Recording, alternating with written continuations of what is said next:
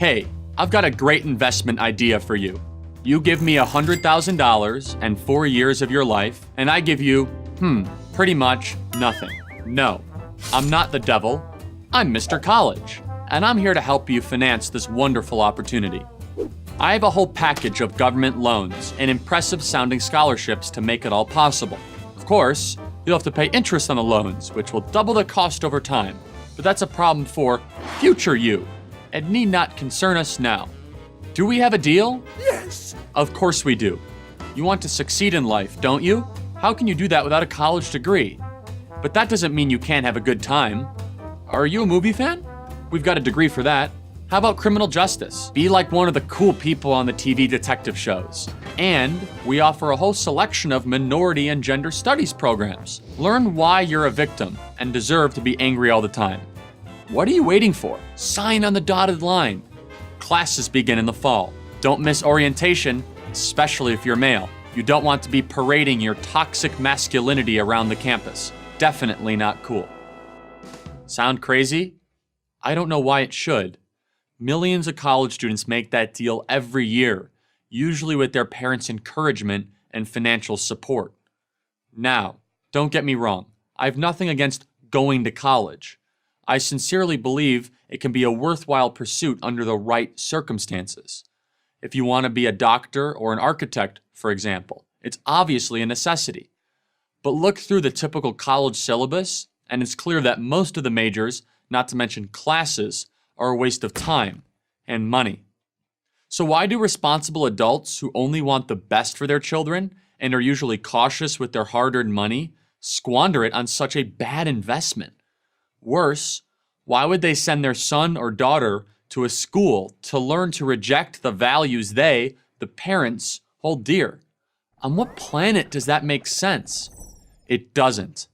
It's an old paradigm, and we need to break it before it breaks us. How do we do that?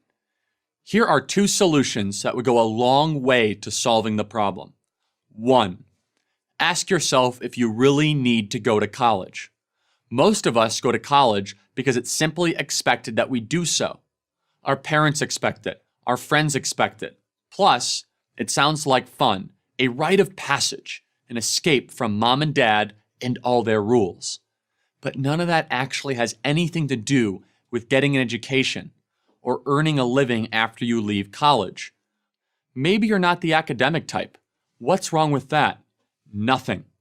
According to a Georgetown University study, there are 30 million jobs paying over $55,000 a year that don't require a college degree. Learn a skill like welding or plumbing or a dozen other trades, and you'll never be looking for a job. The jobs will be looking for you. We're talking $50 an hour or more, 6-figure income after 5 years, and no debt. Consider the military. You learn essential skills, and again, no debt. Or go into sales. You don't need a sociology degree for that. If you are going to college, then have a goal and a plan to achieve it. Your college journey will cost you and or your parents a boatload of money. What are you going to get in return? Choose your courses with a practical mindset. Stay away from the silly stuff. And if you really don't know why you're going to college, consider answer 2.